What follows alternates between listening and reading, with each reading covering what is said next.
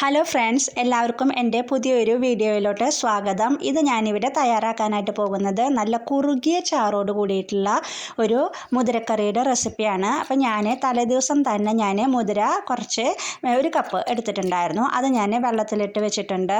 അപ്പോൾ നമുക്ക് അത് കുക്കറിലിട്ട് അടിച്ചെടുക്കണം. ഇനിയിപ്പോൾ നിങ്ങൾ അങ്ങനെ വെള്ളത്തിലിടാനായിട്ട് മറന്നിട്ടുണ്ടെങ്കിലും കുഴപ്പമില്ല. പിറ്റേ ദിവസം മോർണിംഗിൽ നല്ല ചൂട് വെള്ളത്തിലിട്ട് നമ്മൾ നന്നായി ഒന്ന് അടച്ച് പാത്രത്തിലാക്കി വെച്ചാൽ മതി. അത് 2 മണിക്കൂർ കഴിഞ്ഞ് കുക്ക് ചെയ്തെടുക്കാൻ പറ്റും കേട്ടോ. അപ്പോൾ ഇതാ ഞാനത് കുക്കറിലോട്ട് നന്നായി കഴുകി വൃത്തിയാക്കിയതിന് ശേഷം മുതിര ഇട്ട് കൊടുത്തിട്ടുണ്ട്. പിന്നെ ആവശ്യത്തിനുള്ള ഉപ്പ് ഞാൻ അതിലോട്ട് ചേർത്ത് കൊടുത്തു. ഒരു 1/4 ടീസ്പൂണോളം മഞ്ഞൾപ്പൊടി ഞാൻ അതിലോട്ട് ആഡ് ചെയ്ത് കൊടുത്തിട്ടുണ്ട്.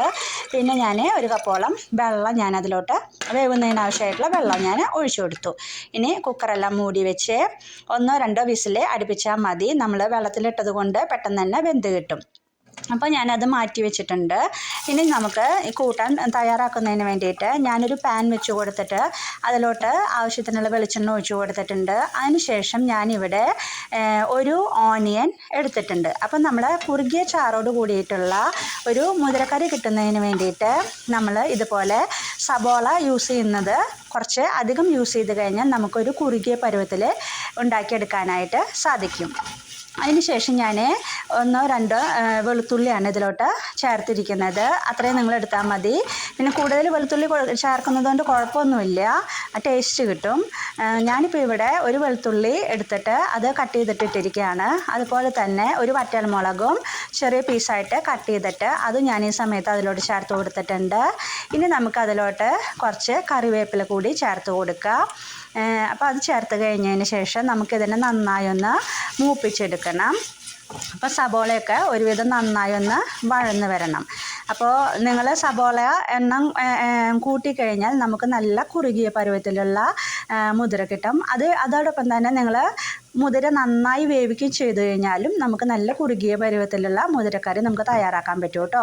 ഇനി അതിന് ശേഷം ഞാനിതിലോട്ട് ഒരു 1/4 ടീസ്പൂണോളം മഞ്ഞൾപ്പൊടിയും 1 ടീസ്പൂണോളം മുളക് പൊടിയും ചേർത്ത് കൊടുത്തിട്ടുണ്ട്. കണ്ടില്ലേ, ഇപ്പം നമ്മുടെ മുളക് പൊടിയും മഞ്ഞൾപ്പൊടിയൊക്കെ അതിൽ കിടന്ന് നന്നായി ഒന്ന് മൂത്ത് വന്നിട്ടുണ്ട്. ഈ മുതിരക്കറി തയ്യാറാക്കാനായിട്ട് വളരെ എളുപ്പമാണ്. കണ്ടില്ലേ, ഇത്രയും കഴിഞ്ഞ് നമുക്ക് മുതിര അതിലോട്ട് ചേർത്ത് കൊടുത്ത് ഒന്ന് മൂടി വെച്ച് വേവിക്കേണ്ട ആവശ്യം മാത്രമേ ഉള്ളൂ. അപ്പോൾ നമുക്ക് വേറൊരു ഓപ്ഷൻ കൂടിയുണ്ട്. നമുക്ക് വെന്ത മുതിര കുറച്ചെടുത്ത് നമുക്ക് മിക്സിയിൽ അരച്ചു കൊടുത്തിട്ട് ഇതിലോട്ട് ചേർത്ത് കൊടുത്തു കഴിഞ്ഞാലും നമുക്ക് കുറുകിയ ഒരു ഗ്രേവി തയ്യാറാക്കാൻ പറ്റും. അപ്പം നമുക്ക് അതിന് 2-3 ഓപ്ഷനാണുള്ളത്. ഒന്ന്, നമുക്ക് മുതിര നന്നായി വേവിച്ച് ഉടച്ചെടുക്കാം. 2, നമുക്ക് മുതിര മിക്സിയിലിട്ടിട്ട് കുറച്ചെടുത്ത് നമുക്ക് അരച്ച് ചേർക്കാം. 3, നമുക്ക് ഓണിയൻ്റെ എമൗണ്ട് കൂട്ടിയിട്ട് നന്നായി വഴറ്റിയെടുക്കണം. പക്ഷേ കൂട്ടുമ്പോൾ നന്നായി വഴറ്റിയിട്ടില്ലെങ്കിൽ ഓണിയൻ്റെ ഒരു മധുരിപ്പ് നമ്മുടെ കറിക്കുണ്ടാവും. അപ്പോൾ നന്നായി ഒന്ന് മൂപ്പിച്ചെടുക്കേണ്ടി വരും. അപ്പോൾ ഇത്രയും കാര്യങ്ങൾ നമുക്ക് ശ്രദ്ധിച്ചു കഴിഞ്ഞാൽ നല്ല കുറുകിയ പരുവത്തിൽ അടിപൊളിയായിട്ടുള്ള ഒരു മുതിരക്കറി നമുക്ക് തയ്യാറാക്കിയെടുക്കാനായിട്ട് സാധിക്കും. ഇത് ഉണ്ടായി കഴിഞ്ഞാൽ നമുക്ക് ചോറിൻ്റെ കൂടെയും ചപ്പാത്തിയുടെ കൂടെയും ഒക്കെ കഴിക്കാനായിട്ട് നല്ല ടേസ്റ്റുള്ള ഒരു കറിയാണിത്.